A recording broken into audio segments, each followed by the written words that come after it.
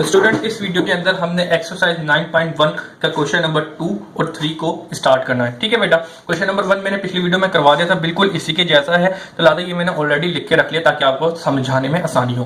बेटा क्वेश्चन में आपको पता है कि एक वेक्टर दिया गया है, ठीक है। इस वेक्टर को क्या कहा गया कि ये एक ए वेक्टर है। इसका जो इनिशियल पॉइंट है वो आपको क्वेश्चन के अंदर ही दिया गया 1,√3,5, ठीक है। और जो अगला क्वेश्चन है पार्ट 2 के अंदर क्या दिया गया है 2k-3√3,-10k, ठीक है बेटा।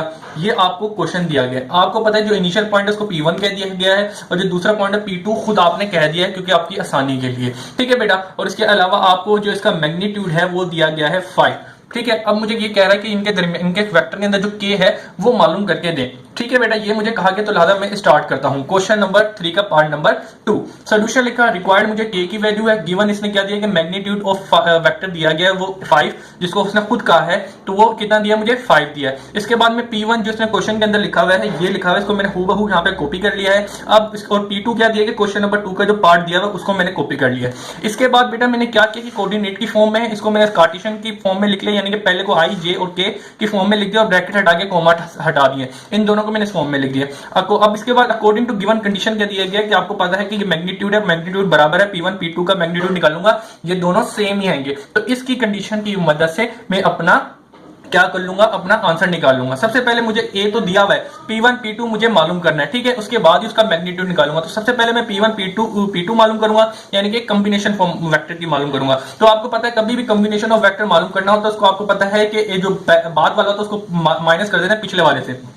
तो आपको पता है कि P1 P2 है तो ये बराबर हो जाएगा P2 माइनस P1 के। अब P2 की वेक्टर ये मैंने पूरी फॉर्म जो मुझे दी थी वो लिख दी, माइनस का माइनस P1 की वैल्यू मैंने यहां से लिख दी। आपको पता है कि बाहर माइनस तो अंदर के सारे साइन चेंज हो जाएंगे। जरा देखिएगा, ये माइनस का था तो प्लस का, ये माइनस का था, ये मेरे पास क्या था प्लस का माइनस का हो गया, ये माइनस का था इधर प्लस आ गया और ये माइनस का था तो प्लस हो गया मेरे पास, ठीक है बेटा। इसके बाद आपको पता है कि I J J और K के अंदर ऐड और सब्ट्रैक्ट होता है, तो इसलिए मैंने ये जो माइनस माइनस वाले थे ये J वाले और K वालों के एक साथ मैंने लिख दिए। अब उसके बाद में इनको सब देखिएगा, दो में से आई के है, जा नहीं सकता, ठीक है। तो लिहाजा मैंने क्या किया 2k है, अगर यहाँ पे भी क्या होता तो मैं उसको ऐड कर लेता, लेकिन नहीं है। तो लिहाजा इनमें से मैंने क्या किया, ये जो आई कॉमन था इनको मैंने कॉमन ले लिया और ये एक आई का बना दिया। इसी तरीके से जे के अंदर जरा देखिएगा, आपको -3 अंडर रूट और अंडर रूट 3 है, तो यानी कि 3 और +1 करेंगे तो मेरे पास -2 बच जाएगा। अगर आपको नहीं ये चीज सिंप्लीफिकेशन आती तो आप कैलकुलेटर में डायरेक्ट लिखेगा -3 अंडर रूट 3 और प्लस अंडर रूट 3, तो आपका खुद ऑटोमेटिक देखिएगा -2 अंडर रूट 3 बच जाएगा। साथ में जे था तो मैंने जे लिख दिया। अब बेटा यहाँ पे आ जाए, यहाँ पे क्या करना है कि दोनों के अंदर क्या है k कॉमन है, तो लिहाजा मैंने k को बाहर कॉमन में निकाल दिया है और -10 था इसको मैंने आगे करके लिख दिया है और ये +5 था इसको पीछे करके लिख दिया। क्यों? क्योंकि भाई मैं ब्रैकेट लिखता तो यहाँ पे -10 लिखा हुआ रहता तो अच्छा नहीं लग रहा था, तो इसको ऑर्डर के अंदर मैंने इधर लिख दिया। ये +5 था तो इसको मैंने ऐसे के ऐसे लिख सकते हैं, सिर्फ यहाँ पे ये k और k को कॉमन निकाला और 10 के साथ k था कैपिटल K, जो आपको मालूम करना वो ऐसी का ऐसी रहा, ठीक है बेटा। ये तो आपने एक वेक्टर निकाल लिया। अब आपको क्या मालूम करना है, इस चीज को थोड़ा काट देगा ये गलती से। अब जरा इस चीज को देखिएगा, यहाँ पे आपको वेक्टर मालूम कर P1 P2 कॉम्बिनेशन फॉर्म। इसके बाद आपको क्या मालूम करना है, इसका मैग्नीट्यूड मालूम करना है। तो मैग्नीट्यूड के लिए 2 बार निशान लगा दिए, ठीक है बेटा। अब आपको पता है मैग्नीट्यूड किसी भी वेक्टर का निकालना हो तो कौन सा फार्मूला लगता है, ये वाला फार्मूला लगता है कि वेक्टर आपको I J K के फॉर्म में दिया जाए तो I के साथ J के साथ जो K के साथ लिखा था उनका स्क्वायर करके उनका स्क्वायर रूट ले लो, ठीक है। तो ये वाले फार्मूले की मदद से मैं इधर काम करने वाला हूं। तो सिंपल जरा देखिएगा, ये मेरे पास x है, ठीक है, ये मेरे पास y है और ये मेरे पास z है। तो x का स्क्वायर प्लस z का स्क्वायर, यहाँ पे माइनस है तो -2 अंडर रूट 3, y का स्क्वायर और ये z का, और पूरे की पूरी वैल्यू मैंने लिख दी है, ठीक है बेटा।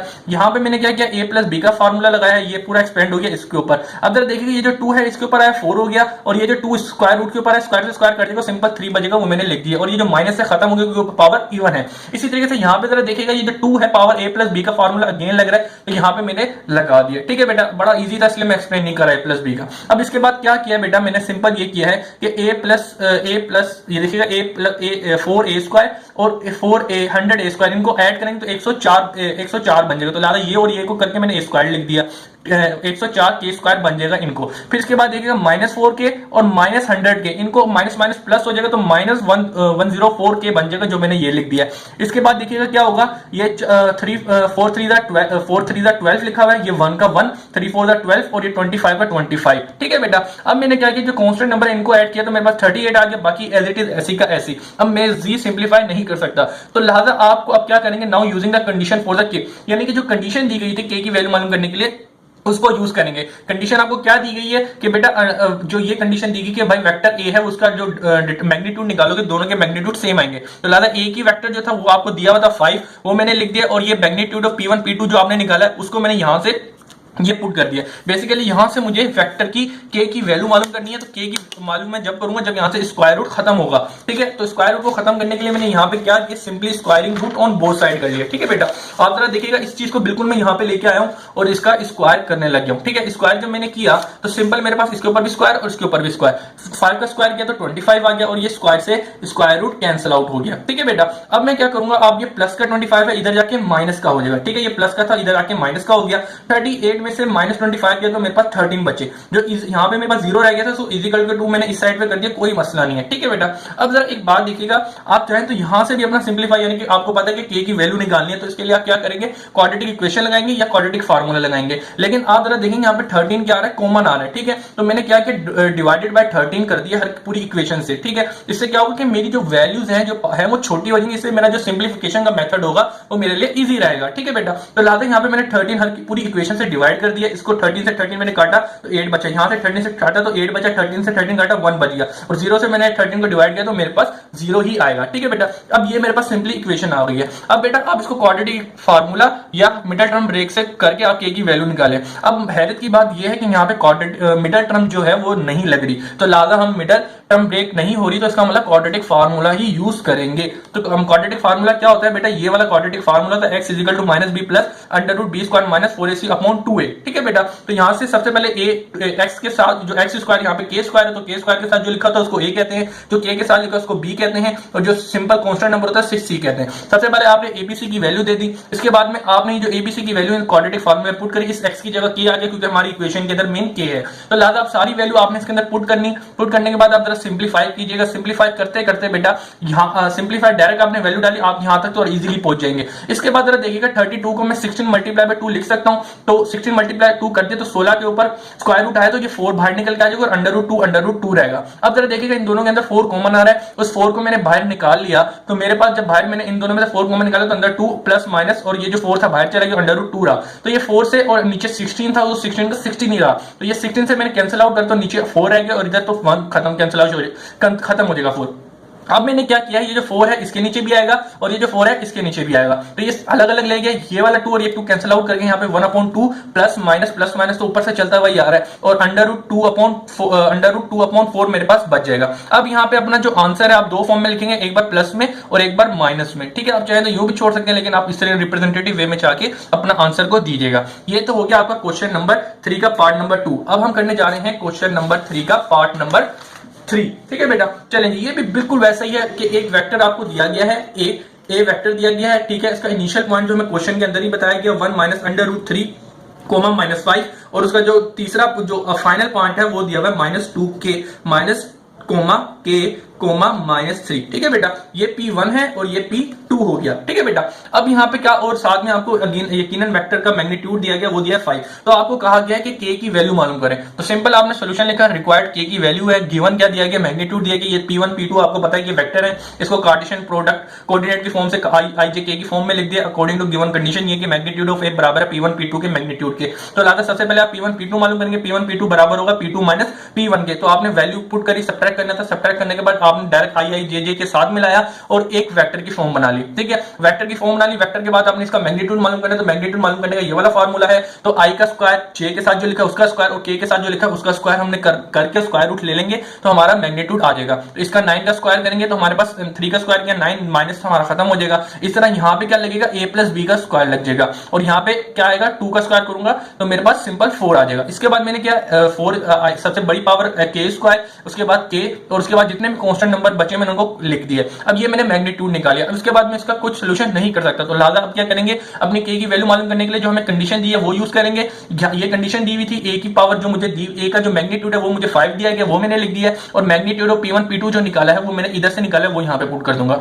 अब यहाँ पे इसको मजीद आगे सोल्यूशन चलाने के लिए मुझे क्या करना पड़ेगा, स्क्वायरिंग ऑन बोथ साइड करनी पड़ेगी, तो लिहाजा स्क्वायर मैंने यहाँ पे भी किया, तो स्क्वायर रूट इधर भी ले लिया, स्क्वायर रूट इधर भी ले लिया। ठीक है बेटा, अब जरा आगे देखिएगा आगे क्या करेंगे।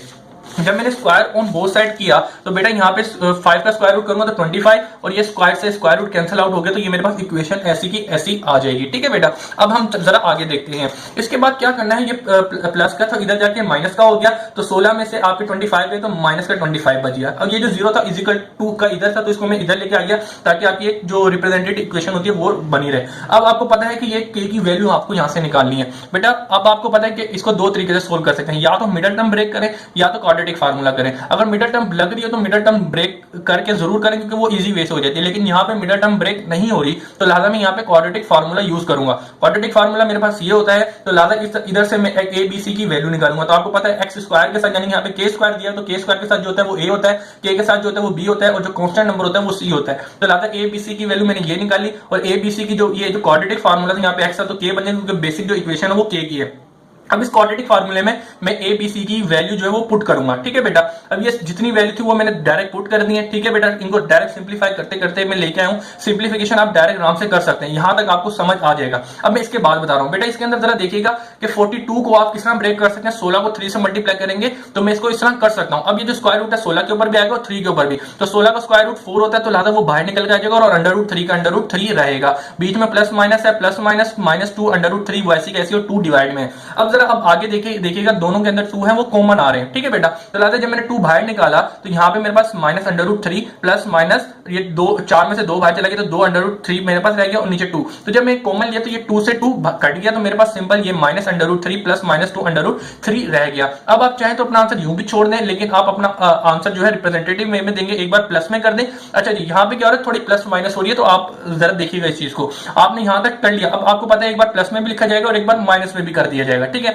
तो लिहाजा ये देखिएगा minus under root 3 plus 2 under root 3 एक बार प्लस में, और बिल्कुल सारी की सारी वैल्यू यही है, लेकिन बीच में इस बार माइनस ले लिया मैंने। ठीक है, अब जरा देखिएगा यहाँ पे अंडर रूट 3 प्लस 2 है, तो यानी कि 2 में से एक अंडर रूट 3 चला जाए तो मेरे पास 1 बच जाएगा। अगर यहाँ पे आपको कोई भी कंफ्यूजन हो रही है, आप पूरी की पूरी वैल्यू ये कैलकुलेटर में डालेंगे और सिंप्लीफाई करेंगे, बस यही आ रहा होगा। ठीक है बेटा, इसी तरीके से यहाँ पे देखिएगा माइनस अंडर रूट 3 और -2 अंडर 3, यानी कि माइनस माइनस ऐड हो जाएगा, तो ये 2 और 1 कितना हो गया 3, लेकिन माइनस आएगा। ठीक है, तो माइनस अंडर रूट 3 आएगा, तो ये आपकी के की 2 वैल्यू आ गई। लेकिन आपको अपना आंसर रिप्रेजेंटेटिव वे में देना है, तो लिहाजा रिजल्ट लिखे और रिजल्ट की हेडिंग डालें K is equal to under root 3 और K is equal to minus under root 3, जो आपके 2 आंसर आए। तो ये आपके क्वेश्चन नंबर 3 का पार्ट नंबर 3 भी कंप्लीट होता है। ठीक है बेटा, अल्लाह हाफिज।